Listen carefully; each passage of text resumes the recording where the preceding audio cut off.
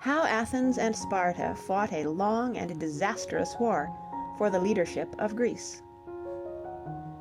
Athens and Sparta were both Greek cities, and their people spoke a common language. In every other respect they were different. Athens rose high from the plain. It was a city exposed to the fresh breezes from the sea, willing to look at the world with the eyes of a happy child. Sparta, on the other hand, was built at the bottom of a deep valley, and used the surrounding mountains as a barrier against foreign thought. Athens was a city of busy trade. Sparta was an armed camp, where people were soldiers for the sake of being soldiers. The people of Athens loved to sit in the sun and discuss poetry or listen to the wise words of a philosopher. The Spartans, on the other hand, never wrote a single line that was considered literature, but they knew how to fight, they liked to fight, and they sacrificed all human emotions to their ideal of military preparedness.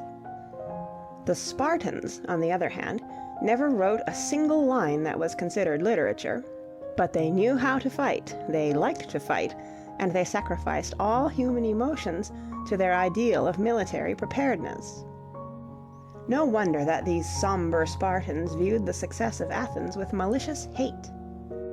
The energy which the defense of the common home had developed in Athens was now used for purposes of a more peaceful nature.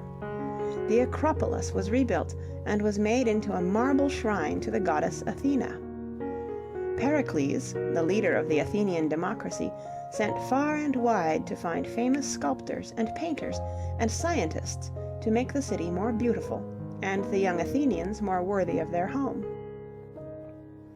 At the same time he kept a watchful eye on Sparta and built high walls which connected Athens with the sea and made her the strongest fortress of that day.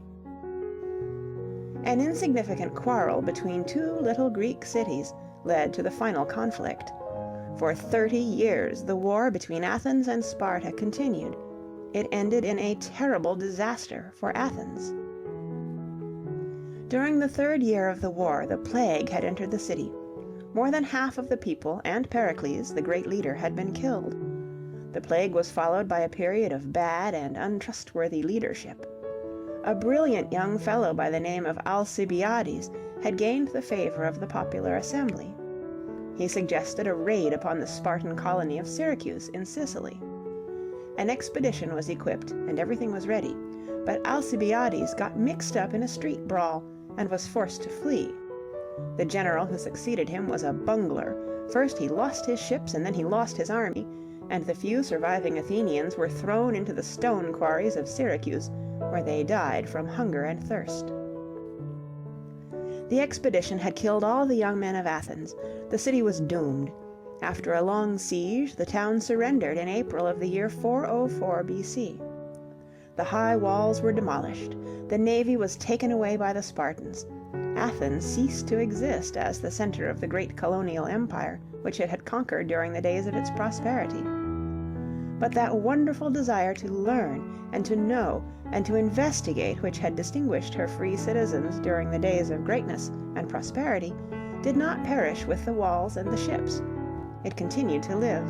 It became even more brilliant. Athens no longer shaped the destinies of the land of Greece, but now, as the home of the first great university, the city began to influence the minds of intelligent people far beyond the narrow frontiers of Hellas. End of chapter 19. Read on October 10th, 2008 in San Diego, California.